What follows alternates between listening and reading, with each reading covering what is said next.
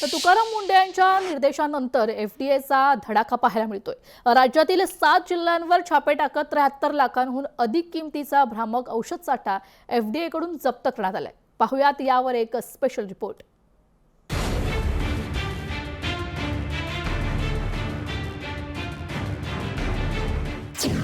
Tukaram Mundhe action मोडवर।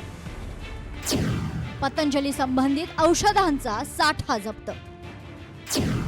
आरोग्याशी खेळणाऱ्यांची आता खैर नाही। राज्यातील 7 जिल्ह्यात कारवाईचा धडाका। अन्न आणि औषध प्रशासनाचे आयुक्त तुकाराम मुंढे यांनी पदभार स्वीकारल्यानंतर विभागातील यंत्रणा पूर्णपणे सक्रिय झाली असून जनतेच्या आरोग्याशी खेळ करणाऱ्या कंपन्या आणि विक्रेत्यांवर कठोर कारवाई सुरू झाली आहे। राज्यातील 7 जिल्ह्यांमधील 12 आयुर्वेदिक औषध विक्री आस्थापनांवर धडक कारवाई करत 73,24,656 रुपयांचा संशयास्पद औषध साठा जप्त करण्यात आलाय। भ्रामक आणि दिशाभूल करणाऱ्या जाहिराती असलेल्या मिसब्रँडेड औषधांवर ही मोहीम राबवण्यात आली असून संबंधितांविरुद्ध कायदेशीर प्रक्रिया सुरू करण्यात आली आहे। पतंजलीवर मोठी कारवाई। नागपूरमध्ये 7,26,755 रुपयांचा औषध साठा जप्त। नाशिकमध्ये 7,10,945 रुपयांचा औषध साठा जप्त। पुण्यात एकूण 14,68,000 रुपयांचा औषधांचा साठा जप्त। मुंबईत 1,85,000 रुपयांचा औषधांचा साठा जप्त। कोकण विभागात 18,58,000 किमतीचा साठा जप्त। अमरावतीत 1,42,229 किमतीचा साठा जप्त।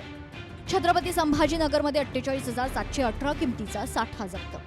तर पुणे विभागात 2 ॲलोपॅथी मिसब्रँडेड औषधांचा 21,83,000चा साठा जप्त। शुक्रवारी एफडीए अधिकाऱ्यांनी नागपूर जिल्ह्यातील येरळा या ठिकाणी एका पॅकिंग युनिटवर छापा टाकला। या कारवाईत पतंजली समूहाशी संबंधित दिव्य फार्मसीनं तयार केलेल्या औषधांचा साठा जप्त करण्यात आलाय। या औषधांची एकूण किंमत 7,26,000 रुपयांपेक्षा अधिक आहे। तुकाराम मुंढे यांच्या स्पष्ट निर्देशानुसार औषध शाखेच्या नागपूर विभागानं सह आयुक्त मिलिंद ढोबळेकर यांच्या मार्गदर्शनाखाली ही कारवाई पार पडली। पतंजलीमध्ये सगळं पूर्ण प्रोडक्ट आहे त्याची कधी तपासणी होत नव्हती आणि जे आयुक्त आले त्यांच्याकडे दुर्लक्ष देत होते। पण तुकाराम मुंढे सारख्या आयुक्तांनी त्यांच्या सवयीप्रमाणे धाडी टाकून जीवाशी खेळ चालणाऱ्या नागरिकांचा जीवाशी खेळ मोठ्या प्रमाणात चालणाऱ्या जे अन्न प्रोडक्ट आहे त्यांच्यावर मोठी कारवाई केली आहे। अन्न औषध प्रशासनाचे जे आता नवीन आयुक्त जे मेन आहेत ते आता तुकाराम मुंढे साहेब, त्यांनी जे काय सर्व बघूनच केलं असणार ना। शेवटी त्यांचं नाव आहे ना, कारण चांगल्या कामामध्ये, त्यामुळे त्यांनी जी कारवाई केली असेल ती योग्यच कारवाई केली असणार ना। आणि जर असं जर कंपनी करत असेल तर ती ॲक्च्युली लोकांचा विश्वासघात करते, कस्टमरचा विश्वासघात करते ती, तर ती कारवाई केली ती योग्य आहे। मुंढे साहेबासारखा प्रामाणिक अधिकारी ह्या देशाला लाभलेला आहे आणि त्यांनी केलेल्या कारवाया अतिशय योग्य आणि उचित आहे। अनेक वर्षापासून आपण पाहतोय की औषध आणि प्रशासनाच्या नागरिकांचे अनेक लोकांचे जीव गेलेले आहे। 7 जिल्ह्यामध्ये 12 ठिकाणी छापे टाकून जी काही कारवाई केली आहे, यामुळे आता जे पतंजलीला मानणारे लोक होते त्यांची आता मला वाटते झोप उडालेली असेल। हा केवळ एक बाजार झालेला आहे।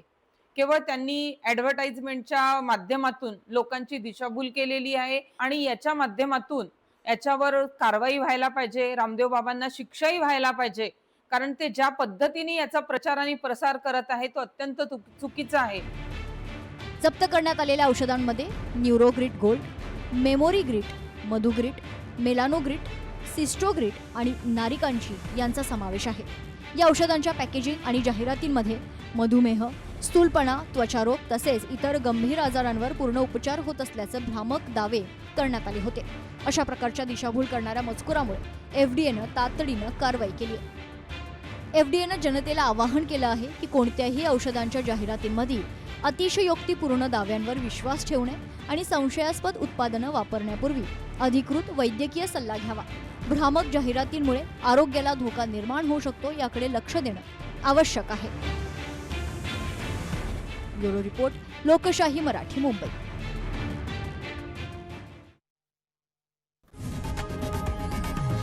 लोकशाही मराठी ऐका, पहा, जागरूक रहा।